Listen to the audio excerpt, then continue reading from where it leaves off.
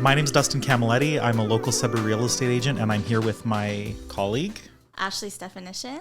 Well, this is exciting. So I'm here with Ashley, my colleague today. And I think this is I think obviously, Ashley, you've really found your calling, because there's not too many real estate agents that get into the business and dive right into multifamily as much as you have. So I think that's really exciting. And I think that's something that I wish I would have explored earlier, just because I think there's so much opportunity with income properties, and there's so much reward that comes with selling them, right? Yes, there really is. Yeah. I've been super grateful for the opportunities. Well, I think your clients can feel your passion when it comes to selling these properties, right? Like, you're a numbers girl. You're always looking for deals for your clients. And I think they sense that passion, right? So you've definitely found your calling with the income properties, and you've probably seen some crazy things with tenants in the last couple of months. For sure, I have. I think we all have our stories. So what do you think has led you to having so many multi-income listings today? What do you think has put you in this position today? I really believe I'm hands-on with both my landlord clients and my tenants. I see that too. Yeah, I take care of all the show and requests. I work with the property managers. We work to really showcase the property by doing cleanups around the property. Making them show better? And making them show better, yes. Oh, that's good. So what do you think the first thing is that someone should consider before they purchase an income property? They should really look into their financing, work with the mortgage broker, get a pre-approval, and see their affordability. Mm-hmm. They can also see if they have any equity in their current home. Because it is challenging saving up for a down payment, because typically on an investment property, you do need 20% down Yeah, that's correct. to purchase an investment property.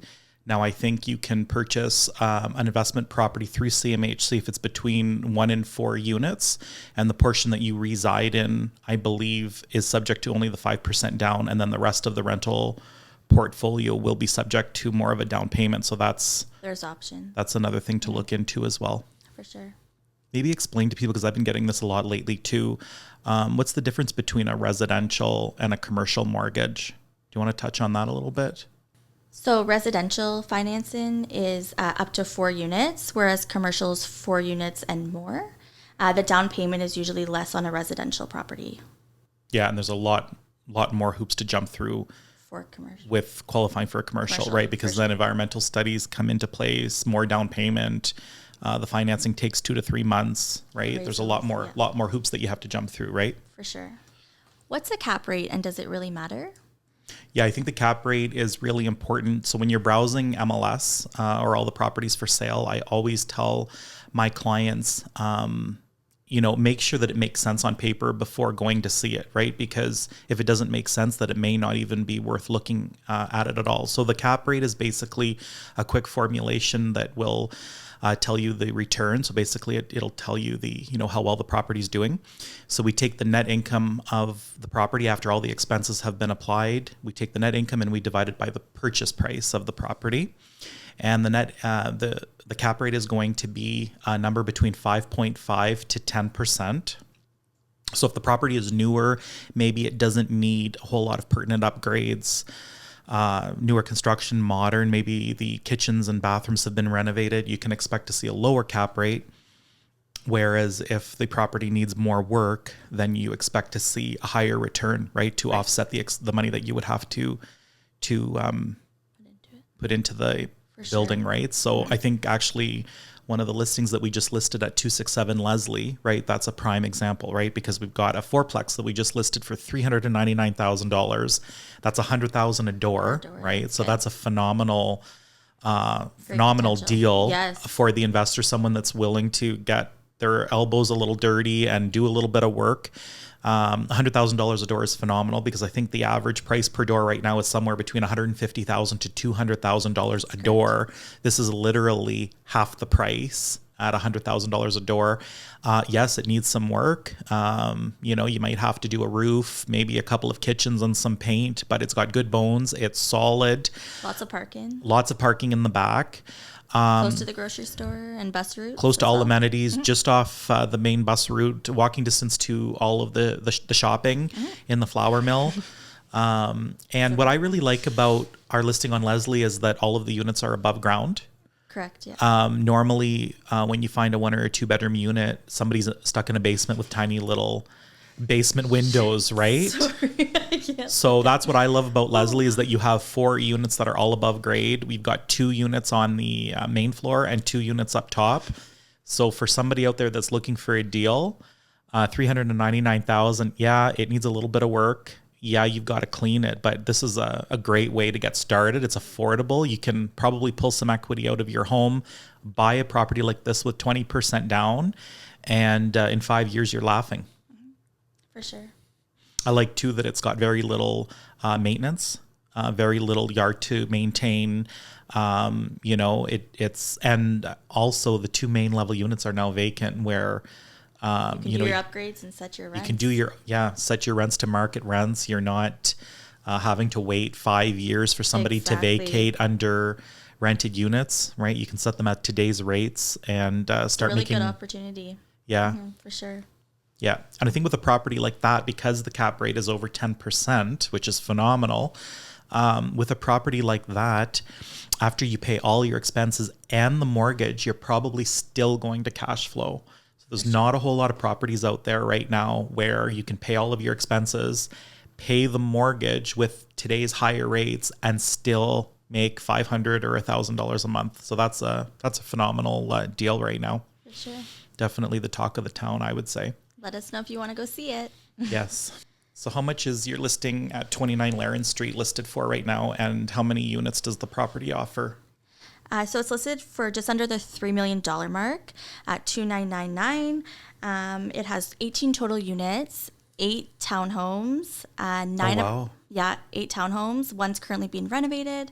It has a 9-unit apartment building as well, and then an attached single-family home with an attached garage as well. Oh, wow. And I think that one also had a detached garage, and too. A detached garage as well. Okay. So the unit being renovated, is that already spoken for, or is that going to be? It has not been spoken for yet. Okay. It's currently under renovations. Okay. That's a great opportunity to bring one of the rents up to market rent. For sure. It's about 10 to 15 minutes east of Sudbury, and it's located on over an acre of property. What I really like about that one, too, are the townhomes. I was really amazed because these townhomes it's like having your own house. It's true. Right? So you're going to attract tenants that are going to stay there longer. They call it home. They feel comfortable there. You have your own door. You're not sharing a hallway and an elevator with people. You have your own yard if people have dogs. And, like 8 townhomes, they're easily worth $2,000 a piece. Oh, for sure. A piece, right? That's $16,000 a month in income just off the townhomes, right? That's true. Without the 5-bedroom home and the 9-unit apartment building. So that's a really interesting listing. You don't find that very often where so many of the units don't overlap with one another. And you walk in and you feel like you're in a home. Yeah. So you're going to attract people that are, younger families that are probably going to stay 4 or 5 years. You're not renting them every single year, which I think is for sure. Is a really nice thing, right? If you were buying an income property today, what would you be looking for? I would definitely suggest, if you're looking for an income property, to try and find a property that has some vacant units. That way you could set your own rents, or tenants that are possibly going to be leaving would be a suggestion. It's a little challenging today to get rid of tenants from what we've experienced in the last year. The process is extensive. Exactly. Yeah. So you can only ask a tenant to leave if you plan to occupy that unit for personal use. You have to give them their notice. Or you can negotiate cash for keys, which is not always a guarantee, right? Because the tenant has the option to decline the offer. So you have to follow that protocol, and that's regulated by the Landlord and Tenant Board, which is an Ontario-based regulation. So Ashley, if you were looking at an income property today for yourself, what, we've touched on the cap rate. Other than that, what other things would you be looking for? Some vacancies for sure, or maybe a vacant building? Correct. Also location, if it's close to schools, universities, amenities. Also, sometimes, it's okay to do a little bit of work with the property. Your return of investment can potentially be there with a little bit of work. I was actually out this past weekend shopping with some investors. Okay. And they will not look at an income property that has a garage. And I found that really interesting because I always thought that would add value. Because you could potentially rent out the garage, you could, but then the roof goes, you got to do the roof. It is more maintenance. But in their eyes, the garage gets full of stuff.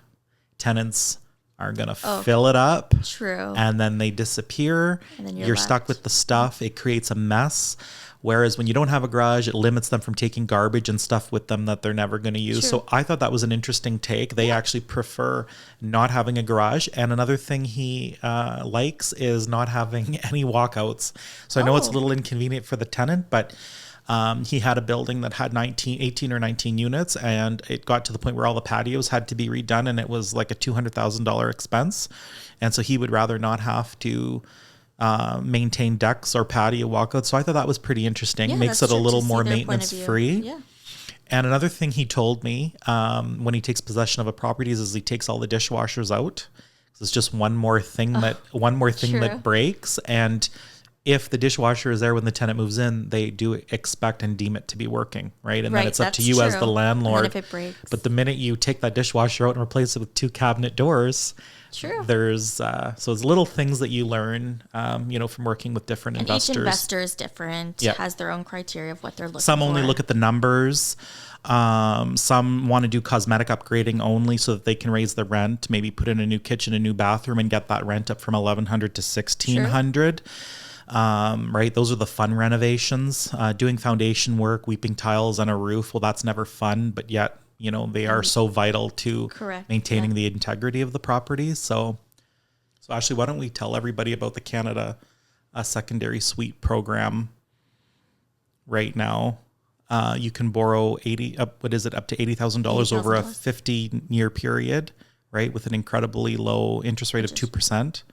So that's a great way to add a secondary suite either to your backyard or maybe add a suite into your basement. Is there a website that we could get more information on that process? Well, being federally based, I would say Canada.ca would probably have all of the information on that because that's a really great interest rate. Oh, for sure. Yeah. Is Airbnb a valuable investment opportunity? I think so. Yeah, definitely. I had an Airbnb. I ran it myself for 6 months before I got tired of it, but it was very lucrative. And I was pretty much booked every week. I had at least one or two people every week. It was a 2-bedroom in Minnow Lake. Okay.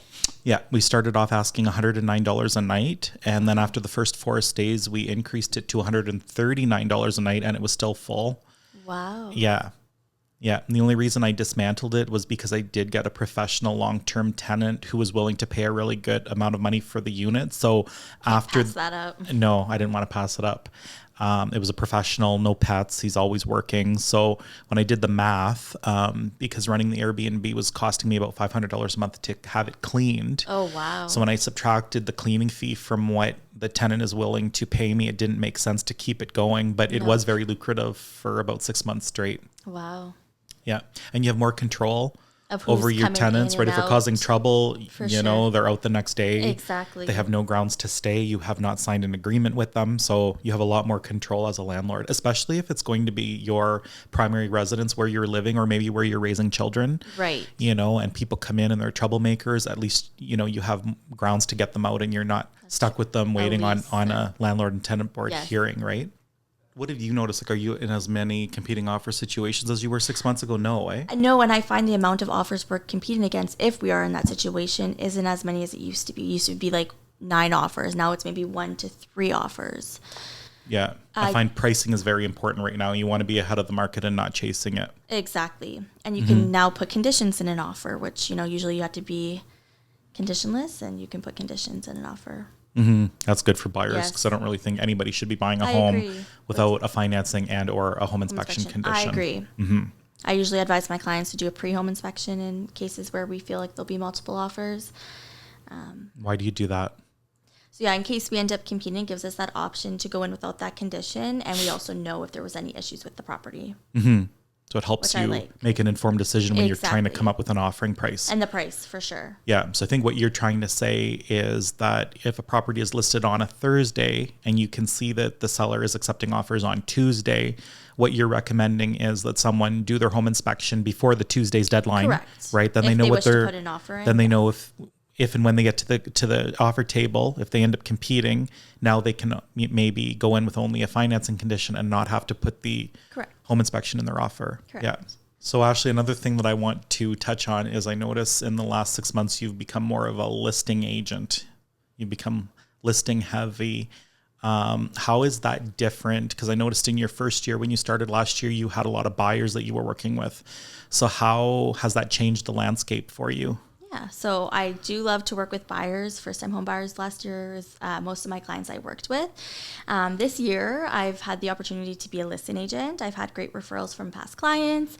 And so the process is different because now we have to come up with a listing strategy. We have to work on basically making sure we list on the right day. We have our pictures done. Presenting the home in its best light. Presenting the home, getting it ready, doing a little bit of touch-ups, staging it if needed. And then kind of just coming up with that listing strategy to maximize the amount of exposure the listing's going to get. Do you find you have more control of your life working I as a do. listing agent versus being a buyer's agent? I really do, because really once the home's on the market, you're in charge of, booking showings that come in. But you also know, that the offer date's going to be on this date, so you can plan for that. Mm-hmm. I do like to do open houses on my listings too. So now in the summertime, we're starting to see open houses, on a Wednesday, because a lot of times people will go to out of town or go to camp. So we'll do an open house on the Wednesday and the Sunday, because sometimes people don't leave. It gives potential buyers opportunity throughout the week after they're done work to come see the home. Mm-hmm. Well, Ashley, thank you so much for being here with us today. Thank you so much It was for the nice having opportunity. a little visitor with me to tag along with today. I'm excited for the next one. Awesome. Yes. Thanks again. Thanks. Put your trust in. Oh, look, Dustin sold another house. DustinCamiletti.com.